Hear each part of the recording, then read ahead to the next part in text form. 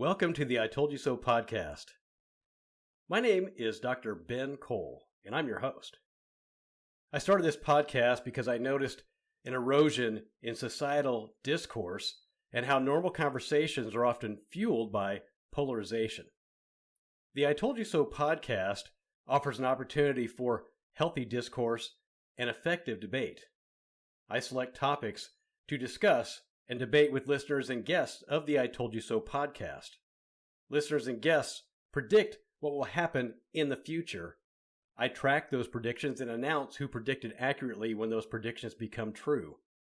The podcast offers topics where listeners and guests can discuss and debate with the goal of predicting the future so they can proudly say, I told you so. My guest for this episode is David Seaton. David lives in Ark City, Kansas, and David is the publisher of the Cowley County Courier Traveler, or Cowley Courier Traveler, and he's the president of the Winfield Publishing Company in Ark City. He is a fourth-generation newspaper publisher with a master's degree in journalism from Northwestern University. David covered government for newspapers in Florida and California before returning to Kansas, where he grew up in Winfield. David is a past president of the Kansas Press Association and lives at home with 2 teenagers and a cat. On this episode, we discuss the law enforcement raid on the Marion County Record newspaper and the state of the free press and journalism in Kansas. Let's start the conversation by talking about that Marion County Record newspaper raid. Maybe, David, you can provide some background on the raid for the listeners and then talk about what you think led to the raid and what was the immediate fallout and maybe the ongoing fallout. Sure. Yeah. Hi, Ben. Thanks for having me on. It's fun to do this. The raid, let's see, it happened about a year ago. It was August of last summer. And it really shocked certainly the journalism world, law enforcement world, and had reverberations all over the country and the international scene too. Paid attention.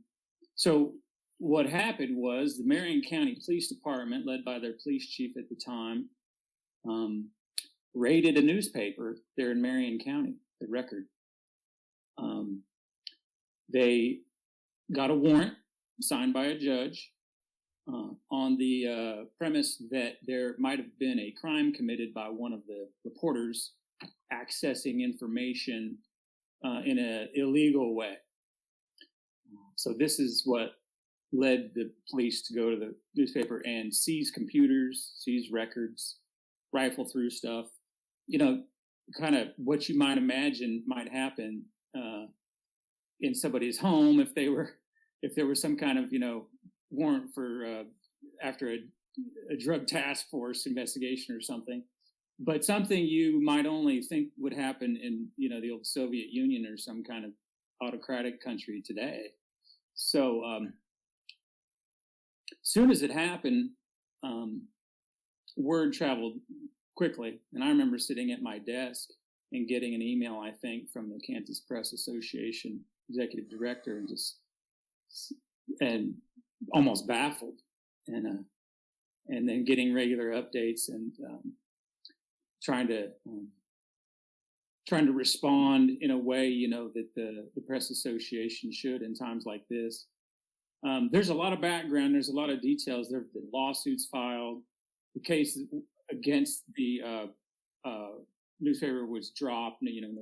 There was an investigation that is actually ongoing by the Colorado Bureau of Investigation, because the Kansas Bureau of Investigation was found to have somebody with that organization was actually involved in some of the advance preparation for the raid. So it had to go out to Colorado. And their report has still not been released, or no charging decisions that they're looking into have not been made yet. It's almost a year later. But there's some politics behind all this.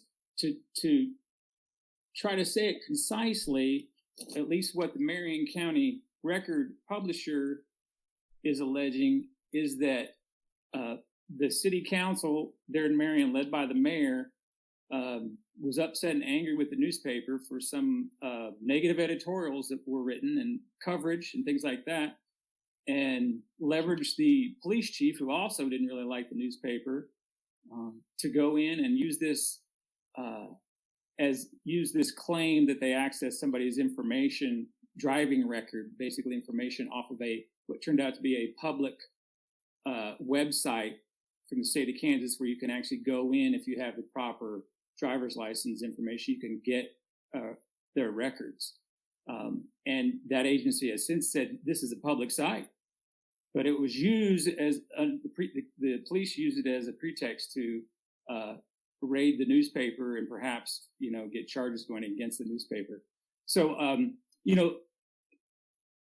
like I said earlier, something you might see in the old Soviet Union, in an autocratic country and a place with no press freedoms. And those of us on the press side here are alleging that they violated at least one, if not two, laws out there, the Federal Privacy Protection Act, where you need to go. It's complicated law, but you need to go get a subpoena first and go through the court to try to get information from a press entity, a newspaper, a TV station. That's the proper way to do these things. That's what we do in America, right? Because we have freedom of the press. And also there's a state law that shield law, basically, that has some similar protections, although it may not have applied in this case. They didn't give it the chance to apply. So that's kind of the background, the synopsis. The fallout has been, at least the Marion County Record, as an example, was supported, got huge amounts of support. I think their subscriptions might have tripled. People went to their website and said, hey, this can't happen. I'm going to support this little newspaper that's getting attacked by law enforcement. And so the larger press community has been very supportive, kind of stood up on its heels and said, hey, we can't have this. It's not an isolated incident. Every once in a while you'll hear about something similar in another state. But it's a stark incident here in Kansas, where I don't know that anything like this has happened in contemporary times. The legislature, in my opinion, had kind of an underwhelming response to this. There were some, and I think, in all fairness, maybe they're waiting to see what this report from the Colorado Bureau of Investigation says. But there were some resolutions that were put forward in the Senate and the House, state legislature, basically expressing support for freedom of the press. But it got caught up in politics, and one of the versions tried to put wording in there about how, we have to be responsible and not defame people it sort of got caught up in these larger campus protest things and campus speech, hot button issues. And so none of those resolutions passed. There was more support, frankly, on the Democratic side of the aisle than on the Republican side of the aisle for defending the Marion County Record and free press, and kind of outrage about what had happened. The police chief has since, he was either let go or stepped aside. There's, I think the city council there in Marion has pretty much turned over. The judge who actually signed the warrant, with kind of not really knowing what she was knowing about the Privacy Protection Act, also apparently said on the warrant that the police chief signed it. Or let me back up. I don't know all the details, but it wasn't notarized properly. So she is being investigated for that. She herself actually had a couple of DUIs in the past. Like the person at the center of this whole thing actually had. That was what they were investigating. This woman, restaurant owner, and she was trying to get a liquor license, but it turns out she had actually been driving without a license because of past DUIs, and so the paper was investigating this, and that's what led to that's the backstory on that. But Anyway, so I've talked for quite a few minutes here. Hopefully that illuminated some of the background and what's going on and where the conversation might go from here. Yeah, I'm wondering if you can maybe expand a little bit on the reaction of the raid from lawmakers and law enforcement across the state. And even maybe more importantly, where do we stand as a society on press freedoms? Yeah, I think I know that the record, I think, got some support from some corridors of law enforcement who were kind of aghast at what had happened or surprised anyway. In general, I think it was kind of muted because there's an investigation going on still. I know I'm not too familiar with the law enforcement reaction in general, but I know the lawmaker reaction, I think, like I said, was a little underwhelming. Even the governor, Democratic governor, I remember we were a little disappointed by some of her initial comments. There's a lot of caution. And some of that probably was because a lot of the facts were still sort of twisting around in the air and hadn't settled down. But I know I think it was the University of Kansas did a research project contacting reporters and publishers at other newspapers across Kansas to see how they felt. And generally people said, gosh, it's hard to imagine anything like that happening in our community because the relationship with law enforcement is decent in most places. And I think, like in our town, I can think of the police chiefs and the sheriffs. It's hard to imagine that they would get that crosswise with us and try to bully us in a way like that. It's just hard to imagine. But you never know. You never know what issue might come up where you might anger or upset a law enforcement agency based on what you're trying to do, because there's tension between. And there should be tension between journalists and government agencies. Sometimes they collaborate and things are great and happy to worry, but sometimes, their interests are not the same interests as the public. And then was the second part of your question, Ben, kind of the future or? Yeah, it was basically it's talk about the reaction of the raid from lawmakers and law enforcement, and then how does this really affect across our state and the broader society, where we stand as people on the freedom of the press? I think that's a good question, a good pertinent question, because my guess is that 20, maybe even 10 years ago, this wouldn't have happened. There has been in the last decade or two an erosion of, I think, trust and respect for freedom of the press and the laws that govern it in Kansas and in the United States in general.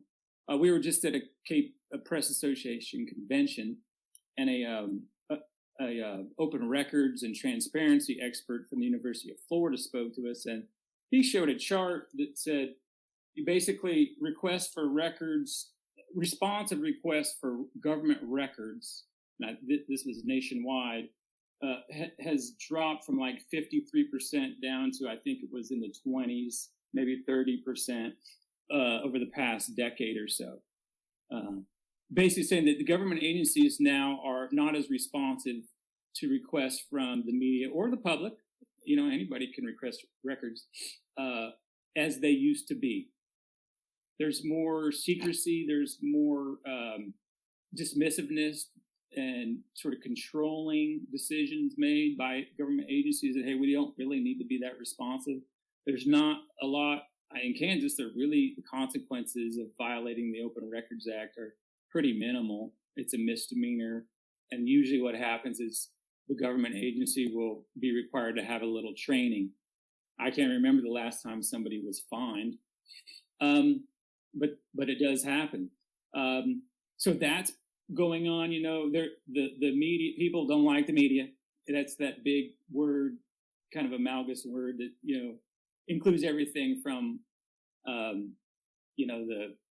the trash TV talk shows to the New York Times and the Wall Street Journal. So they sort of throw it all in there, and we get labeled that way. So there's just been kind of there's a effort in the country now to protect privacy more and more. I'll give you a funny example. We were, yesterday, we sent somebody out to go take a picture of some kids here in our city who were part of a camp that's run by the recreation center. And they're at the playground at a park, outdoors, having fun, whatever. We were just going to take a picture. Well, the supervisor of the camp said, no, don't take the picture. We don't want you to take a picture of the kids. It's a privacy thing. This is on a public park, photographer in a public place, 5 years ago, nobody would have said anything. So now we decide, well, okay, are we going to push this issue? Because you have the right to take a picture from a public place of anything you want to, So do we push this, or do we just say, hey, it's just kids playing in the park? But that's just a little example of how things have changed. So it's to me, it's kind of scary. There's more need for us as in the media and in the press to know the laws and stand up for the laws. Newspapers are struggling financially, so now we don't have a lot of money to fight these things. It can be, and in the state of Kansas, our open records laws allow government agencies to charge for the staff time spent to collect the record. And that can get prohibitive. If they say, okay, we have to hire a lawyer for $300 an hour and it takes him 5 hours and we just want a simple record and they're going to charge us close to $1,000. We can't afford that, So anyway, I could probably go on and on about some of the legal issues, but, there's an erosion of respect for the media and responsiveness to the things that we do. I kind of hope that the Marion Record raid would actually expose some of these issues, and I think that it has to some degree, and maybe change the tide a little bit. That I don't think has happened yet, but maybe it will when things fully get resolved. So those are some of my answers to that very good question. It's really hard to kind of predict. Yeah. So this is kind of another prediction type of a question. So where do you see, maybe I should ask it this way. What do you see as the role that the freedom of the press, or even the press, will play in journalism and in Kansas and the broader society now and in the distant future? Well, we play an important role. If you want to know what your government officials and elected officials are up to, and making sure that they're not, spending your money to line their own pockets, you're probably going to rely on an organized news media organization to find that out, or at least keep an eye on them so that they're afraid to do it. So if you care about that, you should care about this issue. So we continue to serve that watchdog role, but it's difficult because of the big changes in how the media landscape is shaping out. The legacy and traditional media, their business model is not working like it used to. So that now we've got this fractured media world, where anybody can sort of throw up a blog or something on Substack and call themselves a journalist. And there's some good stuff being done, actually. I shouldn't say that too dismissively, but so it's a kind of stirred up world as far as what's media and what's not, and who to treat as a journalist and who not to define as a journalist. So it's kind of a little bit like the Wild West. I guess you could compare it, maybe to the turn of the century and the settlement of the West, when every small town, this town had like 3 newspapers in it, and each one had its own political agenda. we're sort of reverting back to that a little bit, because of the technology and information consumption patterns are changing so rapidly. But regardless of the platform and how information gets discovered and reported, at the core of it is this constitutional protection for press freedoms, regardless of how it's done. And that itself, to me, seems like it's lost some of the respect. You have a presidential candidate who despises the media and the press to a large degree, and has said that he'd like to make it easier to sue them. And a lot of the public officials, get crosswise with the press.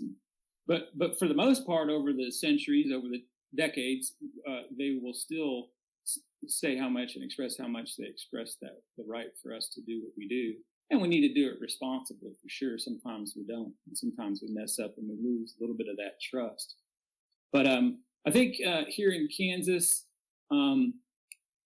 it's hard to predict. I hope that our lawmakers and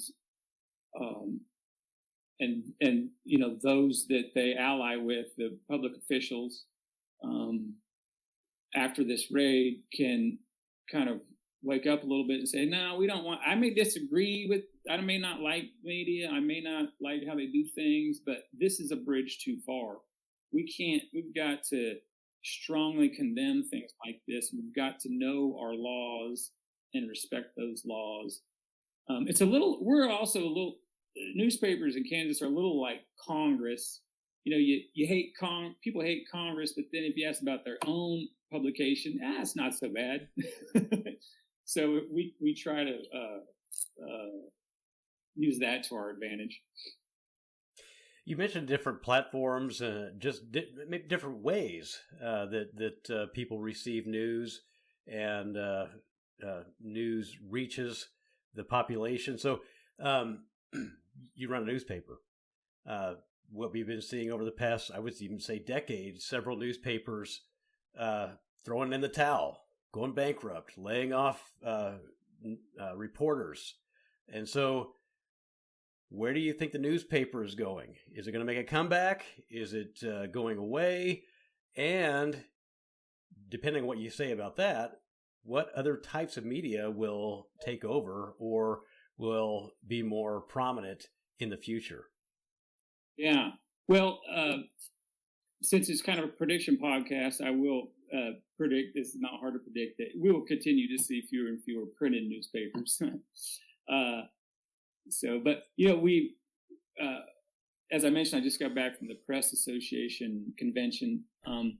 There are, I don't know if there are quite 10, but there might be somewhere close to that, online only publications that are part of our association now. And more seem to be added all the time. So they obviously don't publish in print, it's online, but they present information and follow the same kind of rules of coverage and professionalism. They try to, I think, that we do as a newspaper industry, and a journalism entity. And so that gives me kind of hope and confidence that what we do is continuing just in that different form as the printed word fades out. Most newspapers have a website. We have one. It gets pretty good traffic. We require you to subscribe to it after 3 or 4 views. It sort of depends on who you are, how many views you get. And that is a model that newspapers are turning to, like, hey, if you're going to read us, you got to pay a little bit at least. It used to be anything, if it was on the internet, it should be free, right? Well, that's changing some, as everybody knows, and people are accepting that. So that's where we're going. And, and in the end, that'll probably wash out and be okay, because that's just how we'll live our lives. and operate and be oriented as the printed word fades out.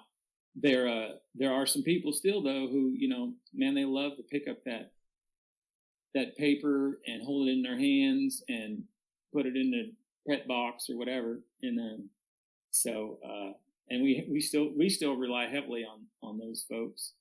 But this principle about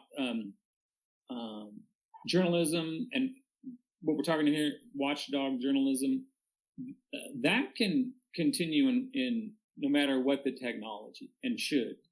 And hopefully our country and the public will realize that form also needs to be protected and respected and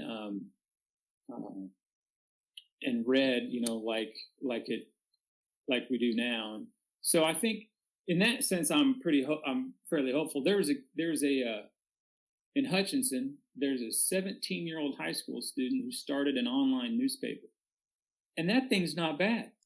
If you go to the Hutchinson Tribune, you'll see he's covering city council.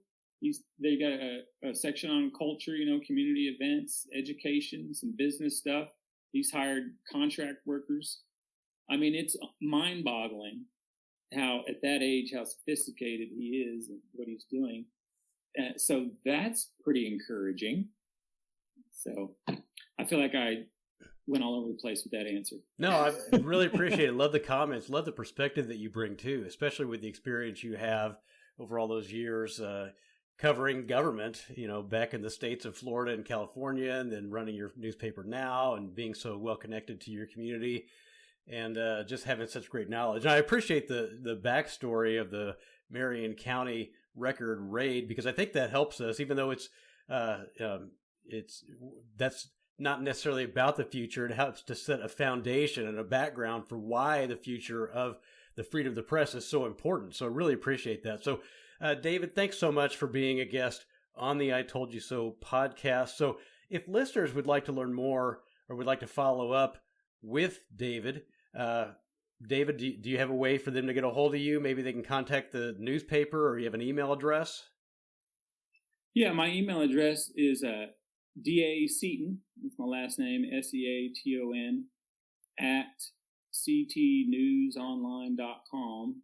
You can go to our website, ctnewsonline.com, and find out, or just punch in Courier Traveler and get a hold of us, get a hold of me, and be happy to try to confuse you some more. Right. Well, because this podcast is about predicting the future, my questions to those listening are these. First, how important is freedom of the press, and are you willing to express those rights and stand up for them? Another question I have is, if freedom of the press is compromised in the future, what does that look like for the public and society at large?